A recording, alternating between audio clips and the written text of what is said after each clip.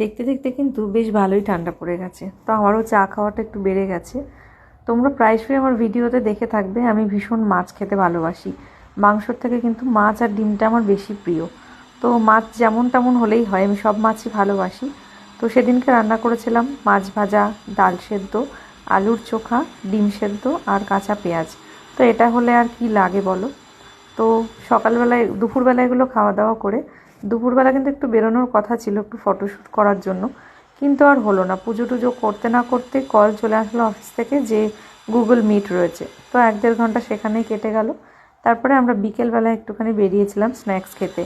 তো এখানে কিন্তু পুরোটাই ভেজ, আমরা যেখানে গেছিলাম। ভালোই করেছে জায়গাটা, বাট খুব ভালো লাগেনি খাবারের কোয়ালিটিগুলো, তার জন্য না আমরা আর থালিটা নিইনি। ভেবেছিলাম নেব, কিন্তু স্ন্যাক্সটা খাওয়ার পরে আমরা চেঞ্জ করলাম মাইন্ডটা। তো ও বললো যে চলো বাড়ি গিয়ে দুপুরে যেটা খেয়েছিলাম সেটাই আবার খাবো, খুব ভালো লেগেছিলো।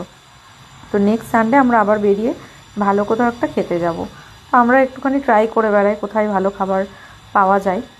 তো কেমন লাগলো ভিডিওটা অবশ্যই জানিও। আর জানো তো, বাড়িতে এসে ওখানে সে শরবতটা নিয়ে হাসাহাসি করছিলাম। শরবতটা কিন্তু মানে লেখা ছিল মজিতো, বাট একটু মজিতো ছিল না, জাস্ট মানে কি বলে হাজমোলা আর জল গুলে দিলে যেরকম হয় ঠিক সেমন টাইপেরই খেতে ছিল। তো একটু হাসাহাসি করছিলাম। আর কি বলবো, বাড়ির গেটে ঢুকতে ঢুকতে আমার মনে পড়ছে আর একা একাই হা হা করে হেসে যাচ্ছি।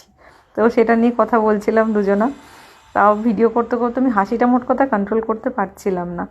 তারপরে তো আর চেঞ্জ করিনি, কারণ জানি এটা 2 দিন পরেছি, কুর্তিটা ধুয়ে দেবো।